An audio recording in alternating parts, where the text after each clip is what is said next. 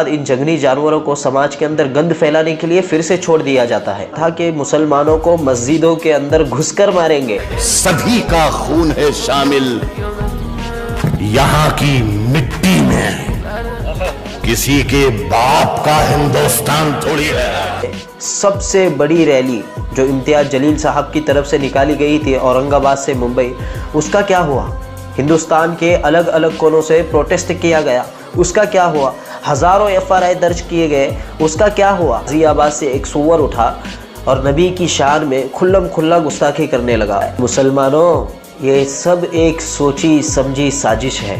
चाहे कोई भी कितना भी साजिश कर ले हमें भटकाने की, लेकिन हमें भटकना नहीं है, बल्कि हमें अपने हक के लिए आवाज़ उठाते रहना है और अपने हक के लिए लड़ना है।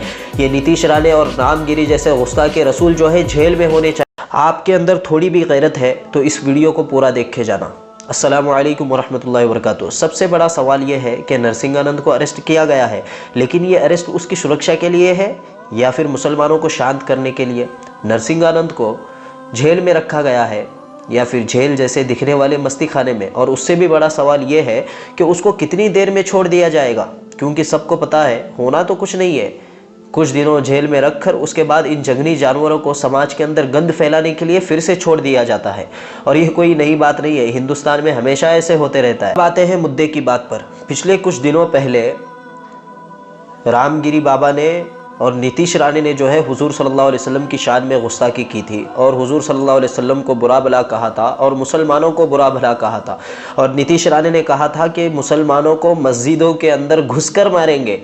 अरे मुसलमानों, कितने भोले हो तुम, सब कुछ भूल गए? मैं जानता हूं कि दुश्मन भी कम नहीं, लेकिन हमारी तरह हथेली पे जान थोड़ी है। जो आज साहिबे मसनद हैं कल नहीं होंगे, किराएदार हैं, जाती मकान थोड़ी है। सभी का खून है शामिल यहाँ की मिट्टी में, सभी का खून है शामिल यहाँ की मिट्टी में, किसी के बाप का हिंदुस्तान थोड़ी है।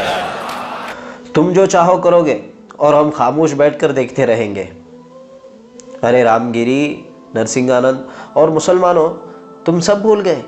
हिंदुस्तान की तारीख में सबसे बड़ी रैली जो इम्तियाज जलील साहब की तरफ से निकाली गई थी औरंगाबाद से मुंबई, उसका क्या हुआ? हिंदुस्तान के अलग अलग कोनों से प्रोटेस्ट किया गया, उसका क्या हुआ? हज़ारों FRI दर्ज किए गए, उसका क्या हुआ? सब भूल गए।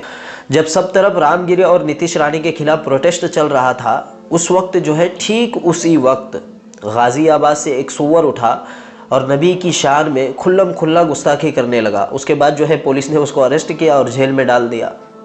क्या लग रहा है मुसलमानों?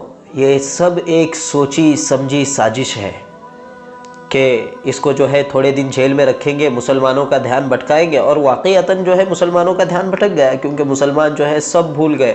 इसको थोड़े दिन जेल में रखने के बाद जो है वापस फिर से जो है समाज के अंदर खुल्लम खुल्ला छोड़ दिया जाएगा। यही जो है हमारा हिंदुस्तान है और यही इसका कानून है। लेकिन मेरे भाइयों, हमें भटकना नहीं है, अपना ध्यान भटकाना नहीं है। चाहे कोई भी कितना भी साजिश कर ले हमें भटकाने की, लेकिन हमें भटकना नहीं है, बल्कि हमें अपने हक के लिए आवाज़ उठाते रहना है और अपने हक के लिए लड़ना है।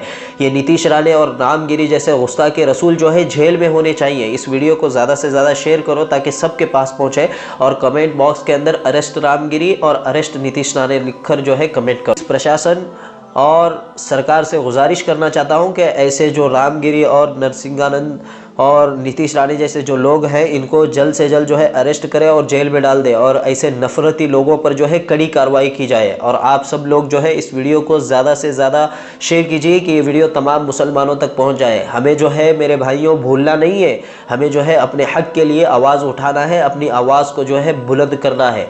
जज़ाकल्लाहु खैर।